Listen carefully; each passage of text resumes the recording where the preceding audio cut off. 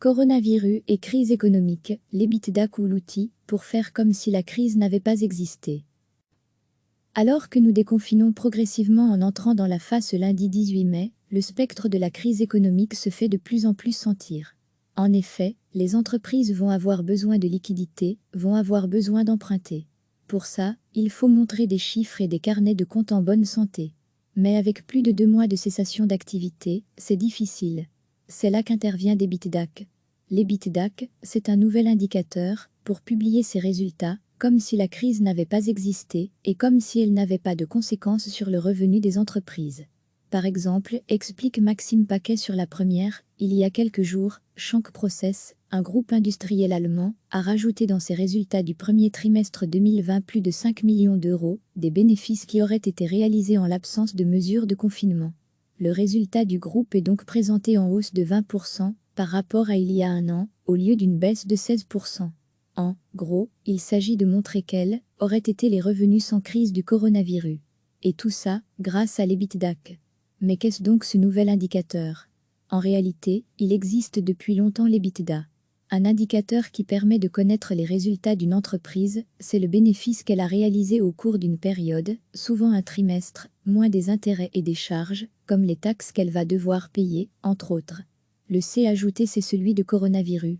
En fait, cet indicateur est particulièrement scruté par les investisseurs et les banques. C'est ce qui permet de déterminer si l'entreprise est en bonne santé financière. Et pour l'entreprise, c'est en quelque sorte sa vitrine.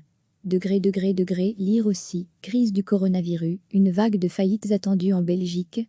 Quelles entreprises sont le plus à risque? Retrouver tout notre dossier sur le coronavirus. Alors, avec la crise du coronavirus, certaines entreprises ont décidé de lire leur EBITDA avec un C. La logique, c'est de présenter les résultats de l'entreprise telle qu'elle fonctionne, sans tenir compte d'un événement isolé. Le problème avec cette approche et cette lecture des carnets de comptes est en fait un problème d'appréciation. C'est considérer que le coronavirus est un événement ponctuel qui génère des coûts, comme un incendie dans une entreprise, alors que la crise est réelle, ce sont des impacts sur les revenus, sur l'entièreté de ses activités, sur l'entièreté même de sa structure, explique Mathilde Fox, responsable du département finance et comptabilité à l'ICHEC. Résultat, ajouter un C à l'EBITDA ne changera pas la réalité. C'est tentant de venir montrer des chiffres embellis aux bailleurs de fonds, aux banques et vis-à-vis des marchés financiers, mais la crise du Covid est pour les petites entreprises une crise de cash, une crise de liquidité. Cette crise est réelle, elle a eu un impact réel sur la liquidité d'entreprise et sur les chiffres de l'entreprise. Alors, vouloir embellir les chiffres, c'est bien, mais la réalité est néanmoins présente, analyse ainsi Mathilde Fox. Alors que nous déconfinons progressivement en entrant dans la phase ce lundi 18 mai, le spectre de la crise économique se fait de plus en plus sentir. En effet, les entreprises vont avoir besoin de liquidités, vont avoir besoin d'emprunter. Pour ça, il faut montrer des chiffres et des carnets de comptes en bonne santé. Mais avec plus de 2 mois de cessation d'activité, c'est difficile. C'est là qu'intervient l'EBITDAC. L'EBITDAC, c'est un nouvel indicateur pour publier ses résultats, comme si la crise n'avait pas existé et comme si elle n'avait pas de conséquences sur le revenu des entreprises. Par exemple, explique Maxime Paquet sur la première, il y a quelques jours, Schanck Process, un groupe industriel allemand, a rajouté dans ses résultats du premier trimestre 2020 plus de 5 millions d'euros, des bénéfices qui auraient été réalisés en l'absence de mesures de confinement.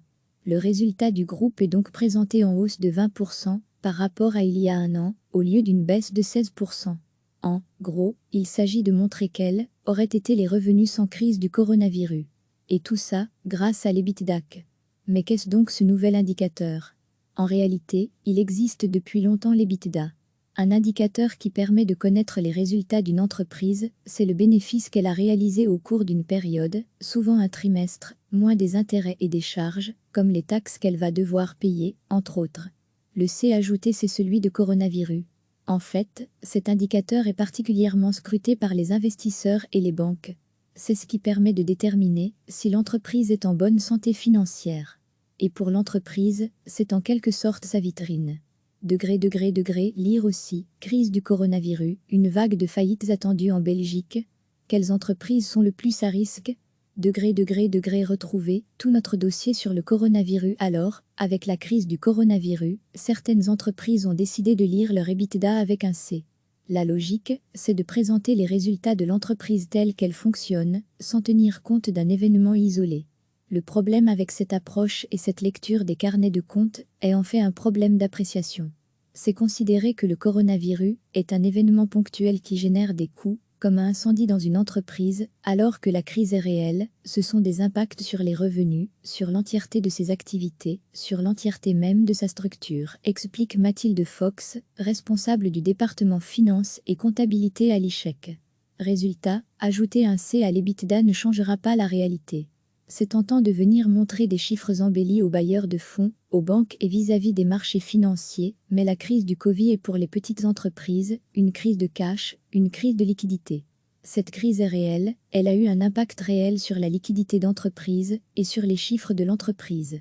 Alors, vouloir embellir les chiffres, c'est bien, mais la réalité est néanmoins présente, analyse ainsi Mathilde Fox. Cliquez sur s'abonner pour recevoir les dernières nouvelles.